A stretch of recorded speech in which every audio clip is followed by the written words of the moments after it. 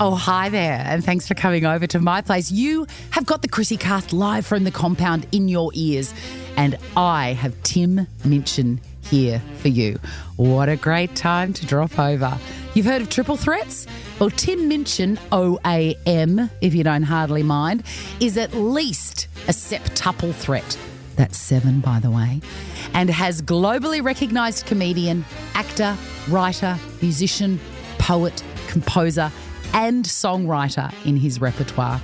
Turns out he's also an expert at using the word moist, is up for an impromptu Peter Allen singalong, and doesn't freak out when I burst out in tears.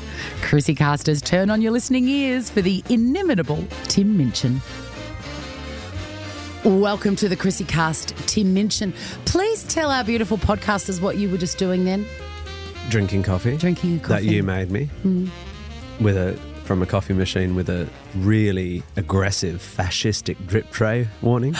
Over and I over. was really angry with you about the drip tray. It didn't want any drips in its drip tray. It is a fickle... Maybe it's not fascistic, maybe it's neurotic. Oh, I got drips. Empty the drip tray. It is a fickle and neurotic mistress, but I've worked it out. I've worked it out. You know, open it and shut it.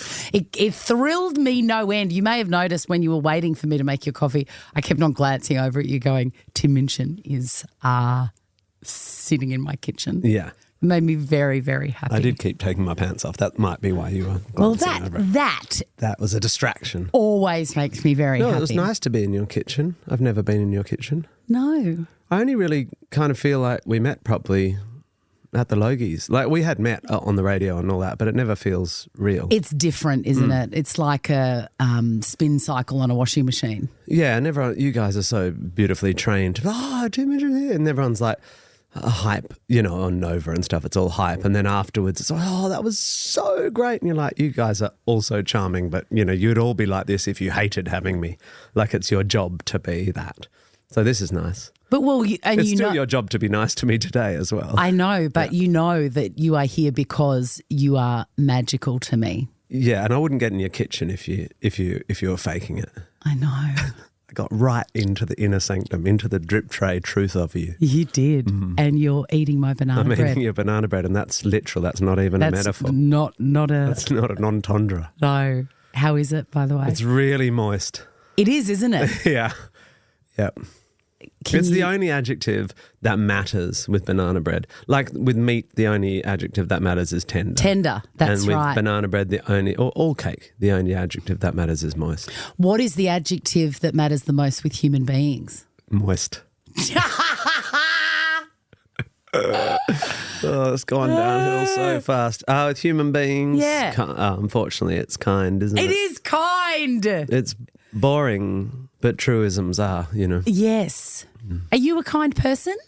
Yeah, I think so. I mean, the thing with kindness is it's boring because it's a trope, and its tropiness is, or its profundity is damaged by people's misunderstanding that kindness doesn't just mean being nice to people when you're feeling good and you like them anyway. Yeah.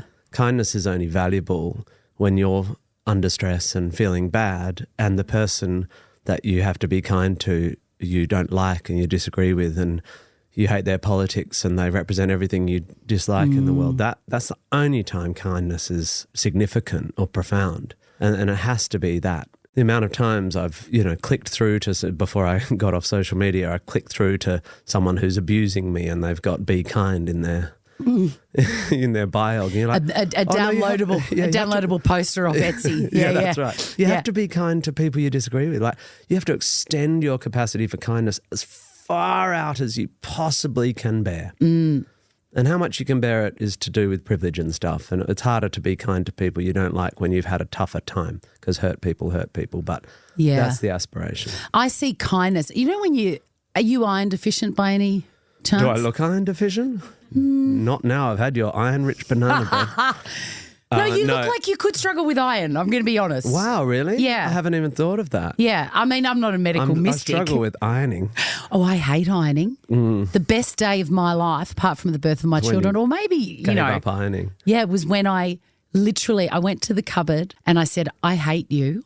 And I got my iron and I cut the cord and I put it. You literally cut the cord. I literally cut the cord, much like my own children when I gave birth to them. Yeah. And I put it on the street. And everybody says when I tell that story, why would you cut the cord? And I said, because I didn't want anybody else to take that iron and ruin their life. Have the burden transferred. It's That's right. Yeah, wow. I hate ironing. You're a psycho. But back to what I was saying. I'm definitely a psycho. When you're iron deficient, as I am, the best thing to do is you take your iron, but you take it with a vitamin C. It's like a little companion piece, right? And then that makes it work better. I feel like kindness is easier to achieve or give in those situations where you don't want to be, if it is matched with a character that is also curious. I feel like they are a good coupling. That's a beautiful analogy, but also I didn't know where you're going with that. And that's really interesting because incuriosity feels like one of the poisons of our age, and it's born of epistemic bubbles, right? We're all in these bubbles because of how we consume information. And the terrible outcomes are black and white thinking and extremism. Yes. But incuriosity is the mechanism. It's like, I don't want to stand in your shoes. You voted for Trump. I'm not going to think about you at all. You're just bad. You're wrong. It's like, curiosity about why people would, people spend their whole life writing rhetorical questions that would actually be interesting if you took the rhetoricalness out of them. Why does Chrissie Swan think that, so-so? You go, okay, take the rhetorical off it and go, why does Chrissie Swan think so-and-so? And you might actually learn something. And that's where the curiosity comes in. That's the curiosity, yeah. Rhetorical questions are the enemy of curiosity. You know what's just popped into my head? And I think it's a reference. A sex dream? Moist banana cake, actually. No, I think this will mean something to you because we are similar ages. I'm older than you, by the way. Thank you very much. Welcome to 50. I'm so young. You're a baby. So young in this room. You're a baby. You're a moist little baby. I'm going to cut your cord later. Oh, wow. It's not a euphemism. No. I really am going to cut whatever it is. Anyway, Curiosity Show. Oh, yeah. Do you remember that? It was like, it's like two a towards guys. 2000 thing. Yeah, in the 70s, and it was on after school. Nice. I wonder if we had it over in West Australia. It rings a bell. I can see a logo coming up. Yeah. I was raised by television. Were you? No, not really allowed much at all, and not particularly drawn to it. We were allowed half an hour a day or something. Wow, that's and we didn't have a VHS till after everyone else. And really, I haven't really. That's very modern. In the 70s, nobody thought that there was. I mean, the screen time didn't exist. Your parents must have been very on it. I think it was more a middle class. My mum came from a family that was reasonably well-to-do, and my dad was a surgeon and stuff, and less him. There was a sense of things that are sort of gauche or something. Right. There's a little bit of, it's not, you know what I mean? It's not snobbery. It's like, watching telly is what the hoi polloi do. We don't watch telly. It's a bit proper. of that. We're proper. A little bit proper. And I don't think it didn't manifest like that. It's certainly not my mum's personality, but I think that's what it came from. A bit of like, it's not very classy to watch too much telly. Right. Yeah. That's the opioid of the masses. What were meal times like at your house? Oh, in the 70s and 80s? Can't remember the 70s, I suppose, but always around the table and 4 kids. So, 3 and then an extra, 3 and then a late one. But I was the late one in my family. Oh, were you? Yeah. Nice. Where do you come? I'm 2 of 4. I'm the classic second child. Yeah, right. But pretty rowdy, pretty talky, and as much as possible, all 6 of us. But Dad, often his place was empty, and Mum was tense because he worked a lot, and she'd be like, "Your father's not coming home for dinner. We'll just eat," and it's just a lot of that. Tense is a really 80s word. Yeah, tense. Tense and slim. Yeah. What's slim? That's very East Coast. Trim. What did trim mean? Trim means, skinny. Right, trim. Oh, yes. So she's very trim. Trim and tense. All right, yeah. Mum was tense a bit. My mum was both trim and tense. It's quite interesting. my mum died 3 or 4 months ago, and I haven't done a lot of this stuff since then. And quite often if I'm very open, as you know, in press and stuff, because I don't see the point in being otherwise. But I talk about my folks in the back of my head. I'm like, oh, Mum will listen to this. I've got to be careful. I'm like, I don't have to be careful anymore. I'm just going to rain on her. Now she's gone. My fucking mother, honestly, she was so tense. She was so tense. No, she's absolutely amazing. But she found, a constant theme of our childhood is Mum's bringing up 4 kids and dad's been called or dad's in an operation and, and he'd come home with the mask lines looking very tired and Mum had just rained shit on him for being late. And you could see him going, but I did save a life. And I don't care about them. What about I care me? about your children. What about me and my tense, trim self? But she was right, because if you're a surgeon, you can always say, but the thing I'm doing is more important. And it's right for Mum to say, but at some point, being here is important, even if the other thing is someone's life. Like if it's always someone else's life, then you'll never be here. Yes. But he was there more than I am, actually, probably. He's probably less work addicted than me. I want to talk about what you just said about saying what you think and that you don't see any point otherwise. How important is it to you to share? It is very important to me to share ideas, and that's partly hubris, as in it's partly because I think hubris isn't quite... I've worked really hard over a really long time, sort of in the same way I've worked hard at the piano. I don't sit down and practice. I just do it a lot. I've worked hard over a long period of time on becoming someone who can speak arguably articulately about the things I think. It's something I admire in others, and I wanted to press my intellect into service of that. Yeah. I like I'm not interested in, I don't know anything about celebrity. I wouldn't be able to hum a Taylor Swift song. I never read gossip. I don't read news that is 24-hour, after the thing at Bondi Junction, which was just a few hundred metres from where we live, and involved people, victims who we, 1 degree of separation from. In my family, there's been a blackout on reading about it and talking about it. Me too. We don't gossip. It's not for gossip and all that. Anyway, that's a bit of we can talk about that later. But I want to talk about ideas and how I observe the world and what I think is valuable in... It is hubristic. It's like, what people should think like me. But if people who have thought a lot about things and have worked on learning how to articulate them don't share, then we are just a mess of tweets from people who are spasming their feelings into the world. And I say it in that uni speech that I did that's now going to be a book, that we should all be teachers. If you've had the privilege of acquiring good ideas through learning, through listening to the wisdom of others or reading books or being educated, then you have an obligation, a moral obligation to spread those good ideas. And our job as artists is to put good ideas valuable ideas into the world, right? So yeah, I do value it, but I'm also very self-editing. Really? I'm not very self-editing. That was my next question. We're reading each other's minds here, Tim. We have to be, don't we? I mean, you're very open, but it's a version of Chrissie Swan that we get. Yes. It's curated. Has to be. Yes. The bits that I give are 100% me, but I think you can't give it all. Well, also they can't much receive like it all. your family situation, there is nothing for your inner circle. There's no part of me that is easily recognisable to my children as just theirs. That's important to me. Yeah, I really get that. I was thinking about this morning, just thinking about this chat and about you and your profile in this country and the amount you've been observed and, pulled apart and put back together by other people. And it's interesting because they might feel like they know you very well, and I know people feel like they know me very well, and that's because I am not doing an act. This is who I am.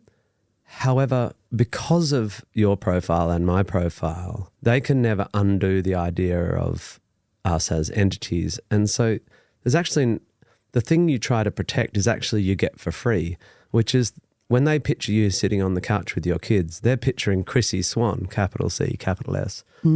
Trademark Chrissie Swan sitting on the couch with their kids, but you're not trademark Chrissie Swan sitting on the couch with your kids. You're your kid's mum sitting on the couch with your kids. So they can't take it away from you. It doesn't matter how much detail you give them. It doesn't matter if you talk about your prolapses and it doesn't matter what you tell people. They will never be able to take from you who you are because it's always just a brand, and because you're famous, they can't undo that. So you're always a trademarked thing to them, and it's quite nice. in a way, that you get that freedom for free, I think. Yeah, I agree. And I think that's also why being at home is very important to me, because this is, the one place where, my kids are.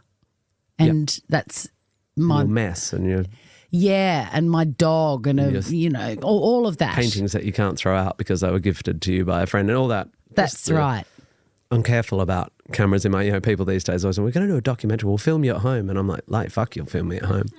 You're not filming me at home. No, I mean, sometimes I do, but I'm like, point in this direction. Even that's a sort of version of my home.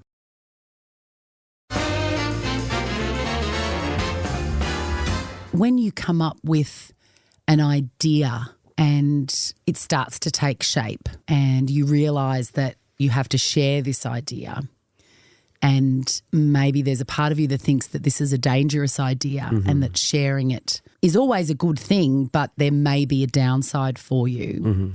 Do you still share that idea? Do you feel compelled to share that idea because of its danger? Yeah, I think so, because I really, really believe in encountering mono thought. Like groupthink is poison, black and white thinking is poison. And this has, by the way, been my bête noire or my white whale or my obsession since I got known as a comedian, and people remember whatever they remember. They think I'm the guy who did Canvas Bags or the guy who did the Ginger Song. But actually, if you look at my work, the through line is logical philosophy. Yes, my best show is probably if you're into comedy, musically my best show is my orchestra thing. Comedically, my best show is probably Ready for This. And I do a whole bit about post hoc ergo propter hoc, causal correlations. And it's so nerdy. And all my comedy and so much, in the orchestra show, I had the song The Fence, and I did a whole thing about black and white thinking. And this is before Twitter was invented, or at least before it became what it is. Before social media made everyone black and white thinkers to a supercharged degree. So I'm a moderate, obviously I've done big flexes about things I believe in. I've been quite polemical and quite mic droppy. And, I've been involved in public shamings,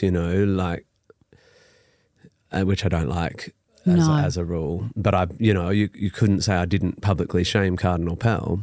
I can't say I'm clean on that, but that was we can talk about the difference. But I do feel compelled to share ideas, and I do feel scared, and I tend to share them anyway. But what's interesting and sad is very few things I've done or said that I regret. I think very, very hard about my thoughts and my ideas, and I work very, very hard on creating art that articulates them in an interesting and entertaining and sometimes polemical way.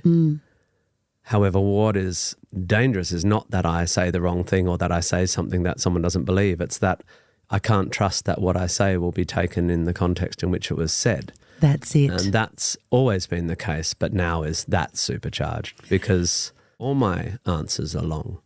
And they require the beginning of the answer and the middle and the end. And for someone like me to have my words taken out of the context of their framing and of the love with which I say them, the genuine want for a better world and for progress, and to have them taken away from the love they're built on and shared as evidence of the opposite of what I'm saying, I find almost unbearable, to the extent that I often think I'm going to just stop talking.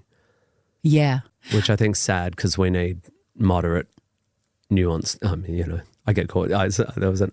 This idea that nuance is just for the privileged. It's the worst possible idea. Yes, but I don't think a lot of your messages, your thoughts, obviously you do have nuanced thoughts depending on the audience, but most of them are very clear. And they come from a place of kindness and intelligence. And I think that when you are taken out of context, and I have been taken out of context as well, and it drives you crazy. It drives you crazy because you want to fix it. You want to go, no, but you're lost. Once it's gone, it's gone. I have walked and walked on this. Why does this bother me so much? Why do I want to stop sharing? Why do I want to stop talking to people? Why? And it's because it's unfair, and I can't stand unfair. That's my big problem too. It's massive. But then I say, if I stop it, who wins? Not me, and not someone that wants to learn something or have a laugh, or nobody wins, Tim Minchin, if you stop performing and giving. Nobody. To steel man the argument, maybe people like me, privileged straight white guys, do need to stop a bit. And that note, which is now 20 years old, I went, when did I first hear straight white guy as a slur, basically, as a you're bad because? Yeah, when did that happen? I reckon it's 20 years old. I remember watching The West Wing, actually, and I saw it was in that. So it's probably 30 years old. And I took it seriously. I've taken that seriously as an idea. As an idea that disconnected from your moral certainty or your gifts or anything, that across the world we need to hear less of that type of voice and more of others. Yes. Because of the cultural dominance of that type of voice. And I can argue for that, and it has made me more careful. And I look back at early Twitter and stuff when I was just yet another person going, yeah, people who vote for Trump are stupid and people who vote for breakfast are stupid. I'm really shocked by that guy. I'm really shocked by how stupid putting your angry thoughts into the ether is, and that I fell for it for so long. I mean, to be fair on myself, I stopped 10 years ago putting angry thoughts into the world because I realised that was an accumulating poison. But so anyway, look, obviously the worst way you can interpret conversations like the one you're having, the most ungenerous way is, two really rich, privileged white people whinging about how it's hard to speak on their microphones, Yes. I get that. That must be infuriating. Yes. To listen to if you are struggling for a voice and struggling to have your perspective view. But as always, my position on this is moderate, and I can consider both ends of the argument. It is beholden on me to use my power and platform to make sure not only people like me are speaking, but I get to do that. It's a great privilege of my career, is I get to put people on stage who 20 years ago are the type of people who wouldn't have been on stage. And, I get to amplify the novels and speeches of people whose points of view are sort of different.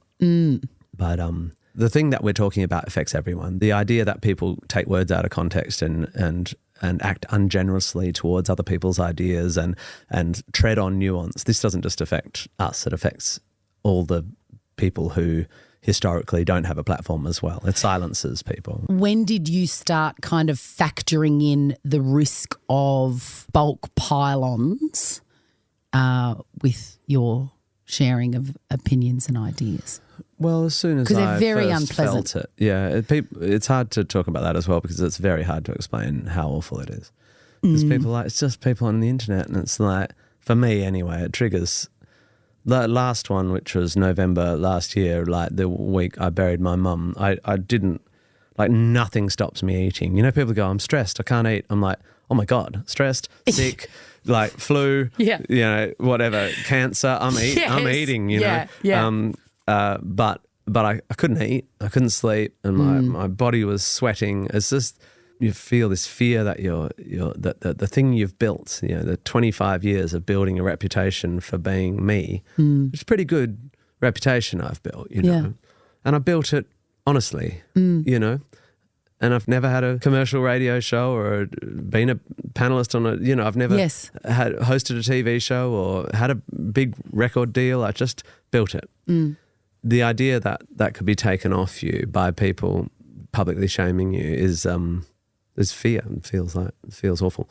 In the early days, I haven't asked for them, but you can't complain if you do the George Pell song. You can't complain if a few tens of thousands of Catholic Australians are cross with you. No. We've you gone can't. really right into the depth of it. I think straight away. So is that my fault because I'm obsessed by this subject? No, I think it's fair to be obsessed at the stage that you're at. And I'm an old hat at this. Yeah, that's right. And I've realised that, you've said it's hard to explain how it feels, but actually it happens to everyone regardless of their age or occupation. And I've learnt that, when I've been at the centre of these terrible situations, it feels so bad. So I really understand what you mean. It's like, it's devastating. But what I did is I went, hang on, what is real? What is happening in the real world? And right in the thick of any sort of drama that I've had, particularly one that I'm thinking of where I was caught having a cigarette while I was pregnant with my daughter, which was devastating and shameful, 100%, of course. It was terrible. But to be clear, the act wasn't terrible. The idea that people think it's their job. No, both. Obviously, it was not. You shouldn't smoke while you have a kid, but correct. Having. I mean, it's, and I it's, knew. it's no of course, I knew that. Kid's going to be fine. Yes, well, she is fine, but so far, all of that was. It was so awful. It was devastating, and I think I understand what you say. I couldn't function. And you get paranoid. It triggers a paranoia. My face was just permanently, I was just the most miserable it was awful. I didn't like it either. And of course, if I had been there and I'd witnessed that, I would have wanted to wade in and go, you fucking vultures, leave Chrissie alone. It's none of your freaking business, you absolute vampires. Go and get a life. But I wouldn't, because I'd go, I don't want to I don't want to whip it up. I don't want to get, and then I'll get piled on. And we all step back. And that's it's terrible. Right. We should all gather around, but there's no winning once the tsunami comes. No, there isn't, and you've really got to sort it out on your own. But I'll never forget the friends who got online and said, "Tim's fantastic. You're all bastards." I'll never forget them. I will never forget. I can name them. There's not many. I will never forget an email I got right in the maelstrom of that misery from Lee Sales, who I had never met. Spoke to her this morning. Oh, I love her. Oh, I love her too. And she got pummeled for years. I know. And she just wrote, "Dear Chrissie, everyone can get fucked." Yeah. Lee. Yeah. And I just was like, oh my God, no, she didn't even need to talk about the rights and wrongs of stuff. But what I sort of learnt from that time was that there are two realities. There is the real world, and even in the middle of that misery where I felt like whole world was, a carcass being torn apart by hyenas. When I walked down the street to do the shopping or pick up a coffee, everyone was nice to me. Yeah. The reality was that whatever was happening there that was awful wasn't real, and I could not look at it if I wanted to and concentrate on ordering my ham from the market from the man with the friendly face that called me by name and asked me how my kids were. Not everybody You've just gotta knows break that paranoia. Yeah, not everybody knows that not everybody knew that I was the worst person in the world. You're the worst mother in the world. Yeah. Yeah. And so now I know. I mean, I've got to write a note for your kids. Walk down the path and I'll show you plenty of examples. But that's what I chose to focus on at that time. Good. And this is a discrete, this conversation's interesting to us. I'm not sure how. No, but this is the thing. This is applicable to everybody. When my son comes home from school and says, for example, yesterday morning, he was really upset. I could tell that there was something off. And I said, what's off? Your spirit feels odd. And he sort of, said that there was a kid at school that was being, kids have been saying mean things about his mum. I'm watching you edit this story because you're thinking, what can I say and what can't I say? Yeah, because I don't want to, I don't really it's good to expose my kids. Yeah. So, there was a kid at school that was being bullied, I guess, for want of a better term, and another group of kids had found photographs of his mother on Facebook from years ago, and, my kids are very protective of me and all of that. So all of that kind of came into his mood and how he felt it was very unfair. And it wasn't about him actually, but he's an empathetic kid. Yeah. And he wanted to stop it. And I was able to tell him, for starters, who is the ringleader here? and he named the boy, and I said, what's his story? What's his family life like, And he told me it's an unusual sort of scenario. It doesn't sound particularly warm. Mm-hmm. And I said, tell me about the kid that's being, attacked. What? Oh, he's got 7 brothers and sisters, and they all, travel around Australia twice a year in a camper van. This gorgeous, wholesome, real life. And I said, so what's happening here is the kid that is victimising this kid hates that he doesn't have it. That's right. Yeah. And so what is real for the kid that's being bullied is that he is a beloved child. He's fine. That's real. That's his day-to-day. And so focus on that for him. I think that's really good, and I struggle to make that transition, but I do eventually. It does fade. The paranoia fades, and I think that's a really good framing.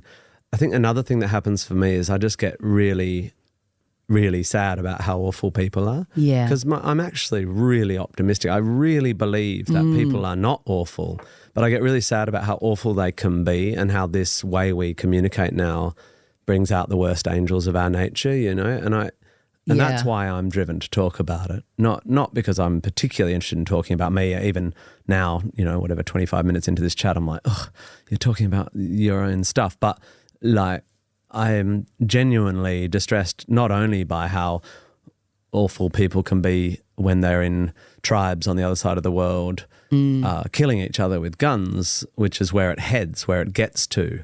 If we have extreme oppositional ideas, if we can't find common ground in our philosophies about the world or the afterlife or land or politics, or if we cannot find commonality, it ends in genuine war. Meanwhile, there are micro wars every day, and we're embracing a technology that demands we factionalize ourselves, that promotes the idea that we're in teams, and then not just the technology, but the pervasive postmodern philosophy that identity is everything, and you can recognize kin, you can recognize your tribe by how they look, by their gender and their sex, their sexuality, their skin color, and their religion, and you can recognize the enemy by the same phenotypical attributes or whatever.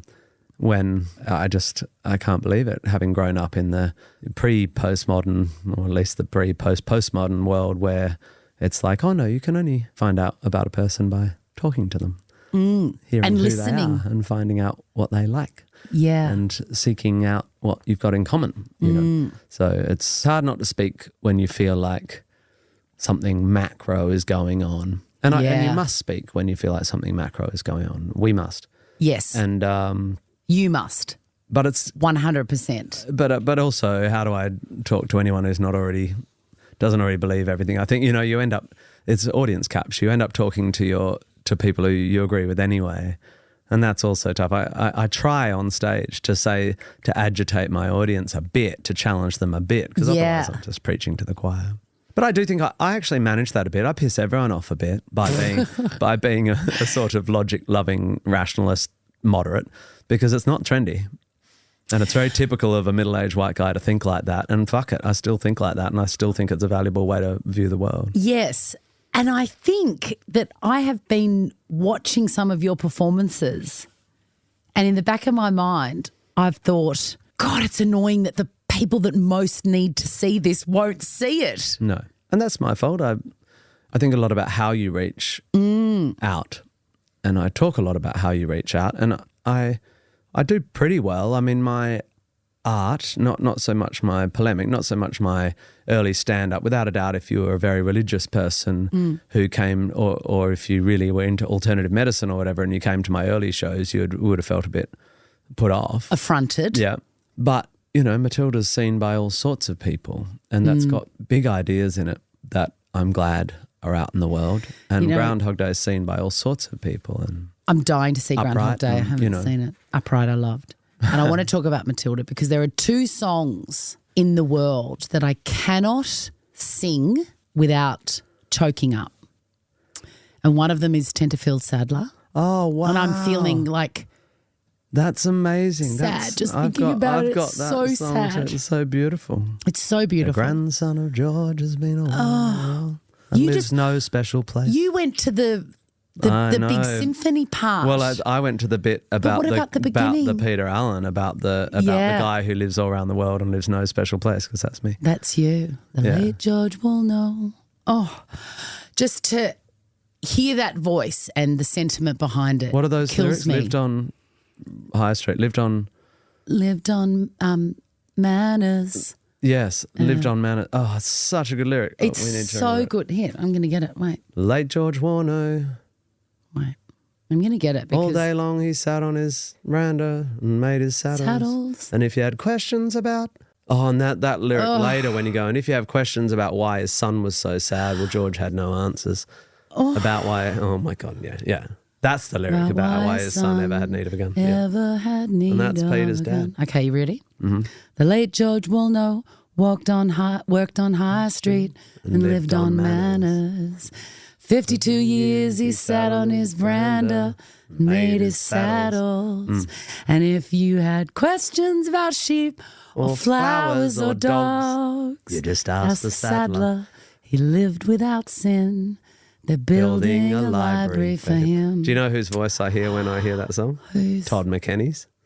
Oh, well, that's a shame. I toured with Todd playing piano for him after The Boy from Oz, and I played that song while Todd sang it over and over again all around the country. What a song. I think it could be the most perfect song.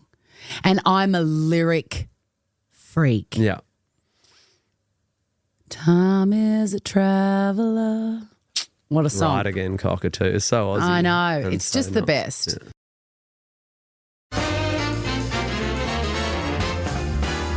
Equally, I want to talk about your song. About when I grow up. Does that make you cry? A little bit naughty. Oh, does a little bit naughty make you cry? Yes. Oh, good. And I remember I hadn't heard any of the music from Matilda the musical until I was sitting there with my children. And is it the nobody but you can change your story? Is it that? Yes. Just That's because you find that life's not fair, it doesn't mean that you just have to grin and bear it. If you always take it on the chin and wear it, you might as well be saying you think that it's okay, and that's not right. And if it's not right, you have to put it right. I was like, what is this? And I'm like nudging my kids going, that. Fucking get this in your head and never, ever let it out.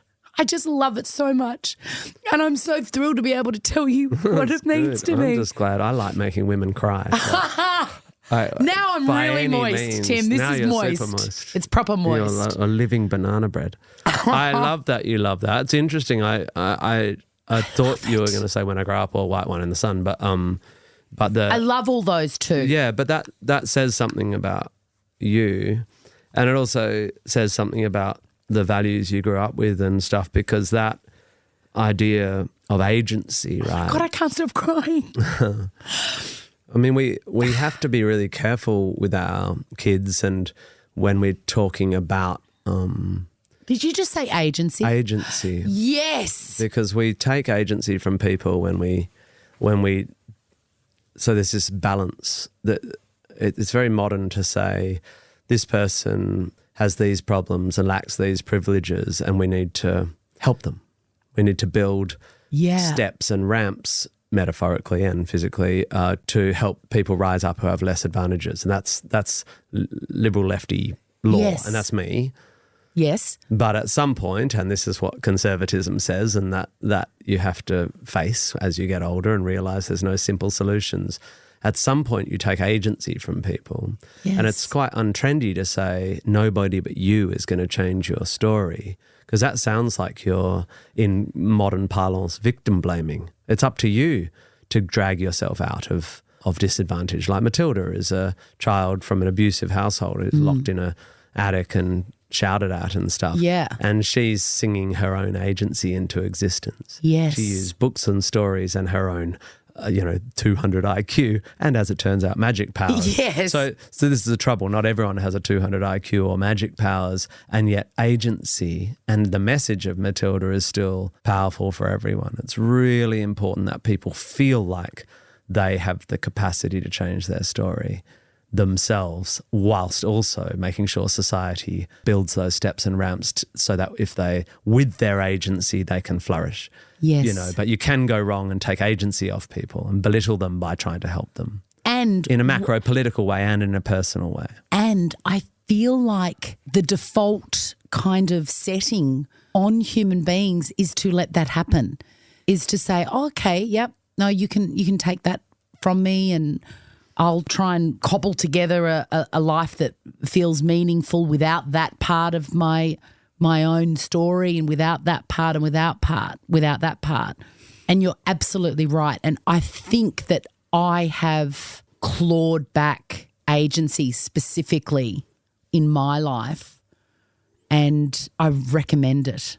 Probably one of the common positives of aging is having, I mean, none of us have control. Obviously, we're all tossed on a sea of chaos and anything could happen tomorrow that could destroy either of us. Absolutely. But if you feel, having your hand on the rudder. That's right. And perception is reality. If you feel that you are in control of your decisions and you are building a life that makes sense to you while being kind to others, I think that's very important. Oh yeah, you can't build it on other people's backs. No, but that is a great place to be. And it's a great thing to teach your kids. And the most profound and difficult one is to realise that you have agency over how you respond to other people's sense of you. So what you were talking about earlier is really powerful, and you're probably better at it than I am.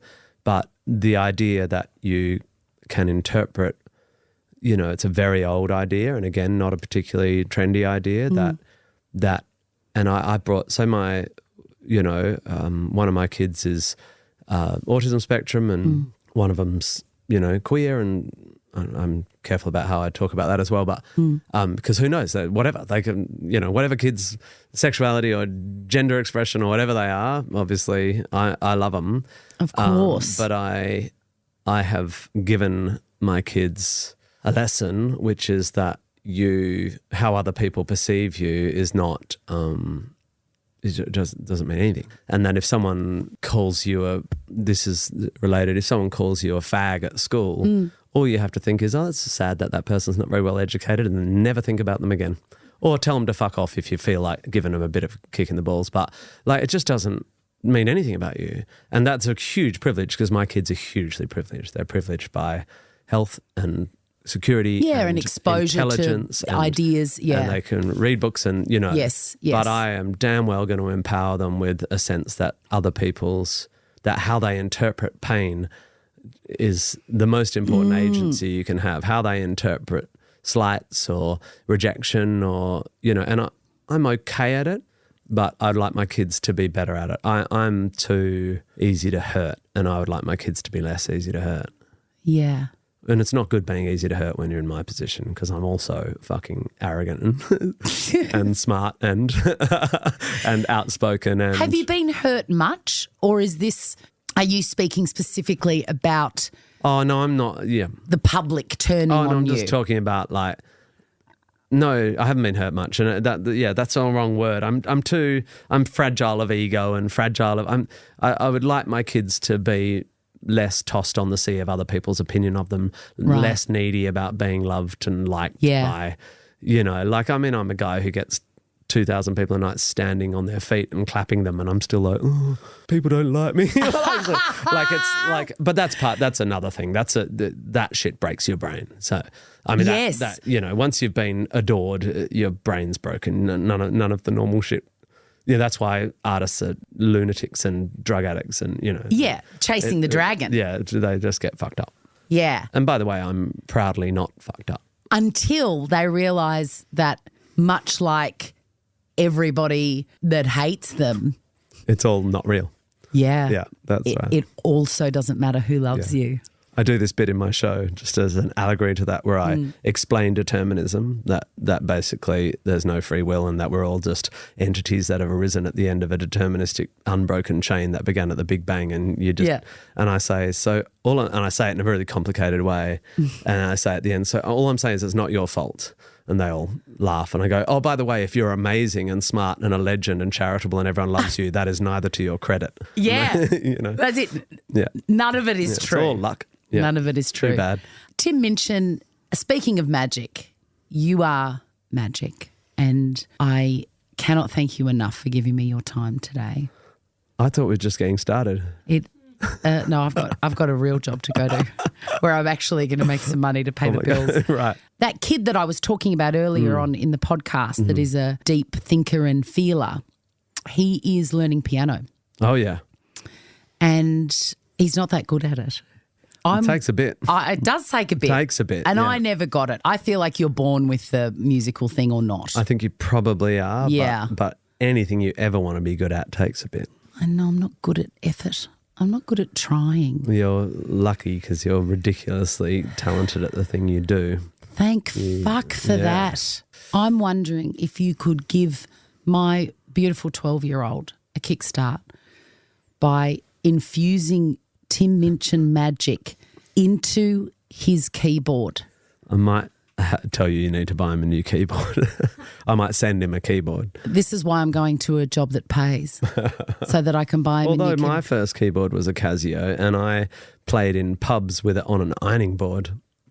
So, you don't need good gear. He's got an official stand. He's I doing know. better than that. Yeah. Because as we've discussed, there are no ironing boards in this house. No, that's right. I Absolutely thought you might not. have kept it as a keyboard stand. You never waste an ironing board if you're a keyboard player. We're going to hit stop on this podcast and you're going to cast a spell over my 12-year-old's piano as you have over me and everybody that's going to listen to this. Love you. Thank you for having me. I love you so much. Thank you. We'll do it again. Can we? We'll do the second half where I actually start talking about interesting stuff. You've done the moist banana bread. Mm-hmm. Next time you come, coffee the same, strong flat white, third of a sugar. Any requests for eating stuff? Depends on time. We should record one at 4:00 and have cheese and wine.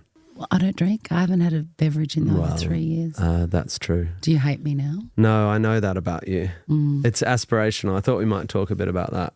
Next time, I'm preparing an agenda. Booze, Yeah, booze. I came up with a cheese. I have this thread with my family where we report on each other's exercise. It sounds a bit psycho, but it's like we just keep each other motivated. Great. My Walking. brother and I, walking. My brother and I run, but like my sister walks, and another one's a gym bunny, and the other one's my dad. Since my mum died, is like really into the walking, and so we all report on it just to keep each other like, what did you do today? But we also report on whether we have AFDs, alcohol-free days. So we report our AFDs as a win. And so I've invented the Vlad, which I call a Putin. What is it? What's a Vlad? A Vlad is a very low alcohol day because I very rarely have an AFD, but I quite often have a Putin, a Vlad. Yesterday I had a Putin. I'm going to tell you how many. Oh, no, very low. Very low alcohol day. That's annoying. I want to have a Vlad.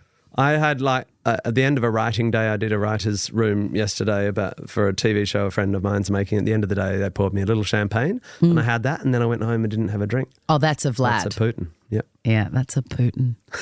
Thank you so much, Tim Minchin. Lots of love, everyone. Next time on the agenda, booze, cheese, walking, running and Putin. And all the interesting things, sex and aging and, I was going to, you primed me with to ask you a question, and this is going to annoy you, but we'll do it next time. No, we'll do it now. Do it now. My question for you, and it's not really about you.